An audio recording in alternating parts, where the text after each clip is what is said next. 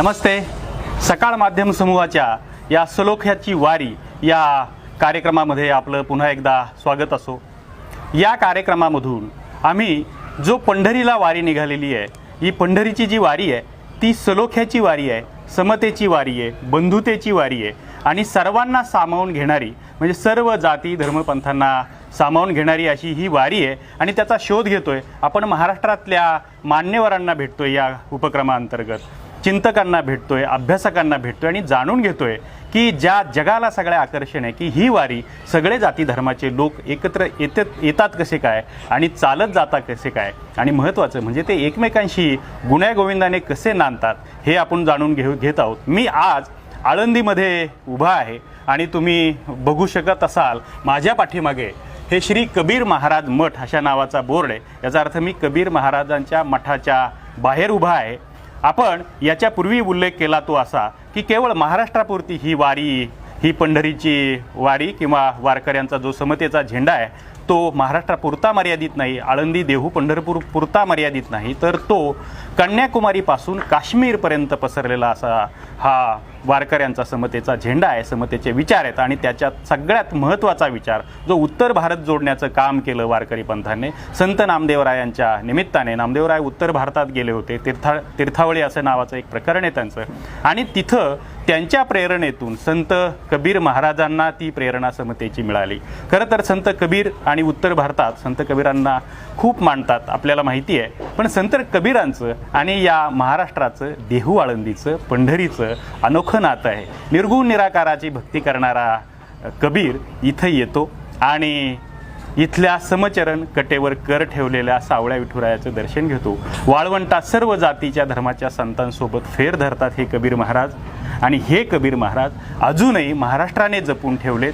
ही नाळ जी आहे, मला वाटतं 100-125 वर्षापूर्वी कबीर महाराजांची दिंडी काशीवरून यायची आणि कबीर महाराजांच्या कमाल मुलाची म्हणजे कमालाची समाधी पंढरपूरमध्ये आहे. आणि आणखी कुठं आहे हे सांगायला आपल्याकडं माझ्यासोबत निलेश महाराज कबीर आहेत.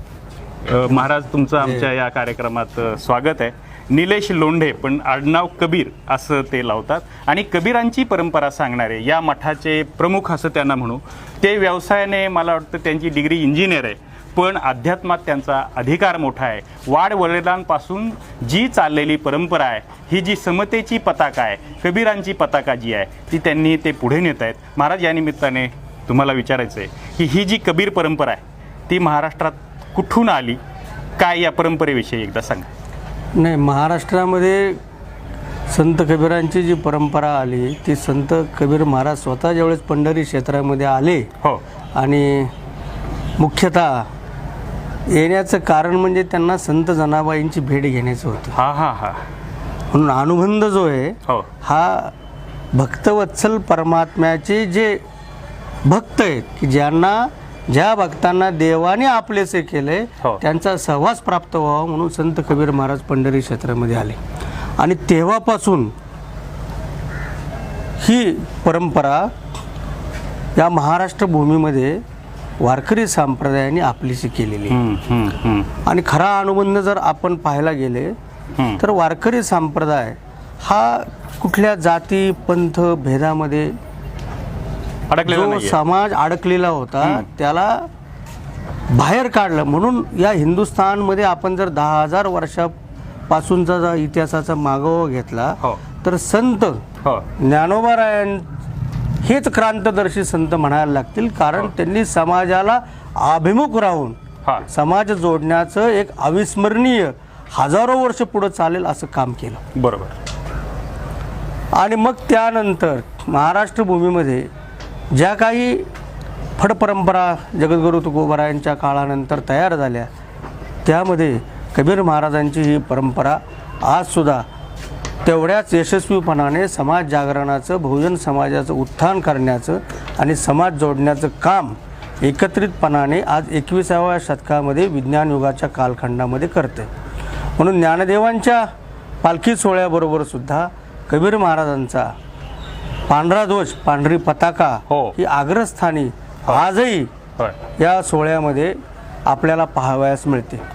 म्हणून हा जो उत्तर आणि दक्षिण हा भेद न राहता सर्व समाज एकसंध करण्याचं काम जे वारकरी संप्रदायाने केलं, त्यामध्ये या हिंदुस्थानमधील सर्व परंपरा, सर्व पंथ हे आपला संप्रदाय आहे या भावनेने या वारीमध्ये सम्मिलित होत असतात. बरोबर बरोबर.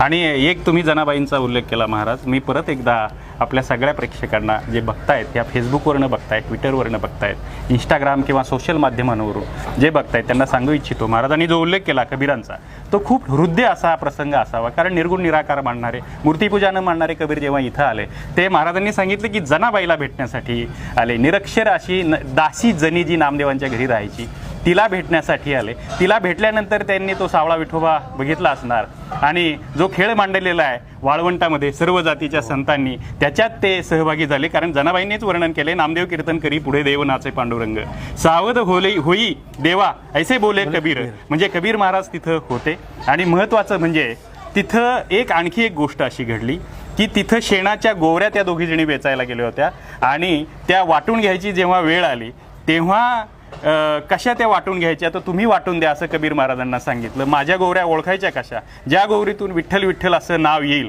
ती गौरी माझी, असं म्हणून कबीरांनी खरोच कानाला लावली कबीर महाराजांनी. तर त्याच्यातून विठ्ठल विठ्ठल ध्वनी ऐकायला यायला लागला. मोठे आश्चर्यचकित झाले कबीर महाराज. कथा वारकऱ्यांमध्ये ही रुजलेली आहे, कथा काही असो, पण कबीर महाराज इथं आले होते आणि त्यांचे विचार इथल्या वारकरी विचारांशी जुळले होते. एवढंच नव्हे, जनाबाईंची थोरवी गाताना ते एका दोह्यामध्ये असं म्हणतात की जनी सब संतों की काशी, याचा अर्थ आपल्याकडे जसं काशी क्षेत्र हे सगळ्यात मोठं पवित्र किंवा प्रतीक मानलं जातं, तसं जनाबाई या सगळ्या संतांची काशी आहे असं कबीरांनी म्हणून ठेवलेलं आहे. आणखी दुसरं, तुम्ही जे एक पांढऱ्या ध्वजाचा उल्लेख केला, याचा अर्थ त्या जो समतेचा आपला सोहळा आहे त्याच्यासोबत कबीरांचा पांढरा ध्वज असतो. दुसरं आणखी कबीर मठ जे आहेत आणखी कुठे कुठे आहेत, म्हणजे एक पंढरपुरात आहे, एक तुम्ही जो सांगताय तो इथे एक आहे, आणि कुठे कुठे महाराष्ट्रात परंपरा आहे. महाराष्ट्रामध्ये पंढरी क्षेत्रामध्ये चंद्रभागेच्या तीरावर संत कबीरांचा मठ आहे. संप्रदायामध्ये एक विदित गोष्ट अशी की संत कबीरांचे पुत्र कमाल महाराजांचे त्या ठिकाणी समाधीस्थान आहे. अलंकापूर क्षेत्रामध्ये आपण जिथं आता उभा आहोत तिथं इंद्रायणीच्या तीरावर ज्ञानदेवांच्या समाधीस्थानाच्या अगदी लगत मंदिराला खेटून इथे एक संत कबीरांचा मठ आहे. श्री क्षेत्र आळे तिथं रेड्याची समाधी आहे, तिथंही कबीर महाराजांचा एक मठ आहे. जुन्नरला कबीर महाराजांचा मठ आहे. आणि मुंबईमध्ये श्री कबीर परंपरेतले एक थोर सत्पुरुष रघुनाथ महाराज कबीर म्हणून होऊन गेले, त्यांची समाधी आणि तो एक मठ आहे की जो वारकरी संप्रदायाशी निगडीत असलेली ही मठ परंपरा या महाराष्ट्रामध्ये.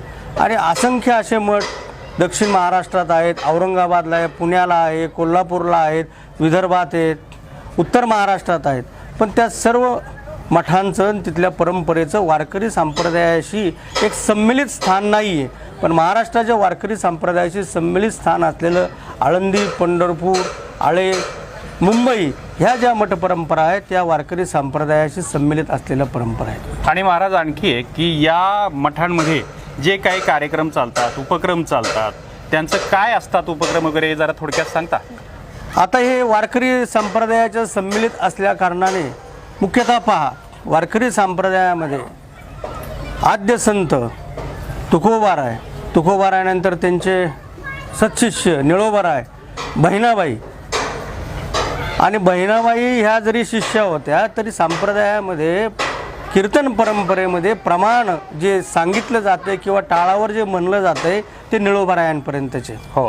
पण याशिवाय महाराष्ट्राच्या बाहेरील जर कुठले संत असतील की त्यांचं संत अक्षराचं वचन प्रमाण म्हणून कीर्तन आणि परंपरेमध्ये जर आपण म्हणत असू तर कबीर महाराजांचे दोहे. वा. म्हणून वारकरी संप्रदायाने कबीर महाराजांची जी वचनं आहेत, हो. जे साहित्य आहे, हो. ते प्रमाण मानले. हो. आणि ते प्रमाण मानलेलं साहित्य म्हणजे ज्ञानदेवांची ज्ञानेश्वरी असेल, तुकोबांचा गाथा असेल, नाथबाबांचं भागवत असेल आणि कबीरजींचे दोहे असतील, ही वारकरी संप्रदायाची आत्ता खऱ्या अर्थाने एक मूलभूत आध्यात्मिक तत्वज्ञानाची प्रणाली मानली जाते. क्या बात, क्या बात. म्हणजे ही जी कबीर विचार प्रणाली आहे, म्हणजे आपल्याला असं काही लोकांना खोटं वाटतं की कबीर उत्तरेतून आले असतील किंवा कबीरांचं आणि या मूर्तीपूजा करणाऱ्या श्री विठ्ठलाला मानणाऱ्या वारकऱ्यांचं त्यांच्या विचारांचं काही साम्य असेल की नाही याच्याबाबत शंका वाटते काही लोकांना. पण मी आपल्याला सांगू इच्छितो की हे खरं आहे आणि खरं या कबीर महाराजांच्या रूपाने तुम्ही त्यांना बघताय. त्यांच्या मागचा हा जो कबीर मठ आहे आणि त्यांना ते सगळं साहित्य माहिती आहे, ती विचारधारा माहिती आहे. त्यांचे वडील, त्यांचे आजोबा हीच गोष्ट करत होते. लोकांमध्ये जाऊन, समाजामध्ये जाऊन हा समतेचा, बंधुतेचा संदेश पोहोचवत होते. आणि मी तुम्हाला ओळख करून देताना त्यांची असं म्हणालो की ते शिक्षणाने आणि पेशाने इंजिनियर आहेत, व्यवसाय करतात. पण ते करताना ही पारंपरिक कपडे घालून कबीरांचा, वारकऱ्यांचा संदेशही ते समाजात पोचवत असतात. काही सामाजिक उपक्रम ते करत असतात. आणि हे कृती जी आहे त्यांची नुसती वाणी नाही, नुसती उक्ती नाही, तर कृती पण आहे. कृतीतूनही ते काही सामाजिक कार्य करत असतात. मधल्या काळात तुम्ही काही उपक्रम सामाजिक करत होतात, एक पाक्षिकही तुम्ही सुरू केलं होतं. जरा त्याच्याविषयी सांगा आणि उपक्रम काय काय सध्या करतायत ते सांगा. महाराष्ट्रामध्ये वारकरी संप्रदाय एवढा विशाल आहे की खऱ्या अर्थाने आम्हाला कधी कधी असं स्वतःहून वाटतं की महाराष्ट्रातील कोणत्याही प्रांतात गेल्यानंतर कुठलाही व्यक्ती असू द्या, कुठल्याही जाती धर्माचा असू द्या, आर्थिक परिस्थितीचा असू द्या, पण वारकरी पेहराव पाहिल्यानंतर तो त्या माणसाला वंदन करतो. तो आपल्यापेक्षा त्या व्यक्तीला पवित्र समजतो, आचारशील समजतो, गुणसंपन्न समजतो आणि सद्गुणी समजतो. खऱ्या अर्थाने ही संतांच्या अक्षराची, संतांच्या विचाराची आणि संतांच्या अस्तित्वाची या समाज मनावर असलेली आजही 21व्या शतकातली पावती आहे. खरं आहे. आणि म्हणून बदलत्या काळामध्ये मी नेहमी सांगत असतो की संत हे प्रागतिक स्वरूप आहे, समाजाचं एक प्रतिबिंब आहे. बदलत्या काळामध्ये जे प्रश्न समाजामध्ये निर्माण झालेत त्या प्रश्नांना एकोप्याने आणि सामंजस्याने आपण कशा पद्धतीने पुढे नेऊ शकतो याची एक संहिता त्यांनी तत्त्वज्ञानाच्या साहित्याच्या रूपाने समाजासमोर प्रक्षिपित केली. म्हणून या अनुषंगाने वारकरी संप्रदायाच्या संबंधामध्ये जे जे उपक्रम असतील ते उपक्रम वारकरी संप्रदाय सांघिक पद्धतीने आज राबवतोय. आज 21व्या शतकामध्ये इंग्रजी भाषेचा खूप मोठा सहभाग ज्ञानाच्या संबंधामध्ये चालू आहे. म्हणून शालेय शिक्षणाबरोबर जे उच्च विद्याविभूषित समाज आहे तो इंग्रजी भाषेशी अवगत आहे. म्हणून आम्ही एक वारकरी साहित्य परिषद नावाची संस्था डॉक्टर मोरे सर, विठ्ठलराव पाटील आणि सर्व संप्रदायातील ज्येष्ठ कीर्तनकारांच्या समन्वयाने चालू केली. आणि हे विचार अनेक भाषांमध्ये भाषांतरित होऊन संतांची अक्षरं समाजातील जागतिक परिप्रेक्ष्यामध्ये आपण पोचलो पाहिजे, ज्याच्या योगे जगातील मानवांना याचा फायदा व्हावा आणि सृष्टीचं संरक्षण व्हावं. म्हणून एक ते व्यासपीठ गेल्या 8 वर्षापासून महाराष्ट्रामध्ये, महाराष्ट्राच्या बाहेरही काम करते. त्याचबरोबर आनुषंगिक ज्या ज्या गोष्टी महाराष्ट्रामध्ये घडत आहेत त्याच्या संबंधाने योग्य भूमिका समाजमन वळवण्यासाठी भूमिका घेण्याचे कामही वारकरी संप्रदाय पदोपदी करतो. बरोबर. म्हणजे या सलोख्याच्या वारीमध्ये आपण मुळं शोधत आहोत जी समता, बंधुता, स्वातंत्र्य ही त्रयी जी राज्यघटनेने सांगितलेली आहे. मला असं वाटतं त्याची मुळं या वारकरी विचारांमध्ये आहेत, या संत विचारांमध्ये आहेत. आणि उत्तर भारत आणि महाराष्ट्र यांचं नातं काय आहे तर यांचं नातं बंधुतेचं आहे. महत्त्वाचं म्हणजे कबीरांनी सांगितलेल्या प्रेमाचं आहे. त्याची मुळं शोधता शोधता आज आपण इथं आळंदीमध्ये कबीर मठामध्ये आलो. निलेश महाराज कबीर आपल्याला भेटले आणि तुम्ही समग्र माहिती दिली आणि संतांचे विचार लोकांमध्ये पोचवण्यासाठी तुम्ही जे प्रयत्न करतात त्याची माहिती दिली. तुम्ही आमच्याशी बोललात याबद्दल मनपूर्वक धन्यवाद. संपण्यापूर्वी तुम्ही आता राज्यघटनेचा उल्लेख केला म्हणून मला मुद्दामून नमूद करावंसं वाटतं. बोला. डॉक्टर बाबासाहेबांनी जगातील तत्कालीन परिस्थितीमध्ये असलेल्या सर्व राज्यघटनांचा अभ्यास केला होता. हो. आणि त्याच्यानंतर आदर्श अशी राज्यघटना या लोकशाहीमध्ये, प्रजासत्ताकामध्ये आपल्याला भारतीय नागरिकांना प्राप्त व्हावं अशी त्यांची इच्छा होती. पण डॉक्टर बाबासाहेबांवर या जगातील सर्व ग्रंथांमधील अभ्यास करत असताना तत्त्वज्ञान असेल, राज्यशास्त्राचे ग्रंथ असतील, लोकसभाचे ग्रंथ असतील, त्यांच्यावर सर्वात जास्त प्रभाव जर कुठला होता तर भगवान ज्ञानदेवांच्या ज्ञानेश्वरीचा आणि जगद्गुरू तुकोबारायांच्या गाथेचा होता. आणि या दोन साहित्य आणि त्या कर्तृत्ववान युगपुरुषांच्या आचरणामध्येच खऱ्या अर्थाने समता या महाराष्ट्रामध्ये आणि भारतामध्ये नांदली असा त्यांच्या मनामध्ये खुणगाट होती. म्हणून राज्यघटना तयार करत असताना सुद्धा या वारकरी संप्रदायाचे विचारच त्याच्यामध्ये प्रतिबिंबित झालेत असं आम्हाला वारकऱ्यांना वाटतं. क्या बात आहे. म्हणजे आपण असं म्हणतो वारकरी विचार हे केवळ मध्ययुगात होते तर नाही, ते विचार डॉक्टर बाबासाहेब आंबेडकरांच्या राज्यघटनेत पाहायला मिळाले असे कबीर महाराज म्हणतात. आणि दुसरी गोष्ट, वारकऱ्यांची नाळ इथल्या समाजाशी नाही का, वारकऱ्यांची नाळ या आधुनिक जगाशी नाही का, असे प्रश्न जेव्हा विचारले जातात तेव्हा कबीर महाराज हे त्याचं उत्तर आहे. कारण ते जे विचार सांगतायत ते या सगळ्या आधुनिक जगाशी जोडणारे असे ते विचार आहेत. अशा वेगवेगळ्या लोकांना, अभ्यासकांना आपण या सलोख्याच्या वारी या उपक्रमामधून भेटणार आहोत. तुम्ही आमच्या सोबत राहा. आमचा साम TV आहे, सकाळ दैनिक आहे आणि आता सकाळ माध्यमाचं डिजिटल म्हणजे सोशल माध्यम आहे, त्या माध्यमातून आम्ही हे सगळे विचारवंत आपणापर्यंत घेऊन येणार आहोत. त्यामुळं आमच्या सोबत राहा, कुठेही जाऊ नका. धन्यवाद. जय हरी. धन्यवाद.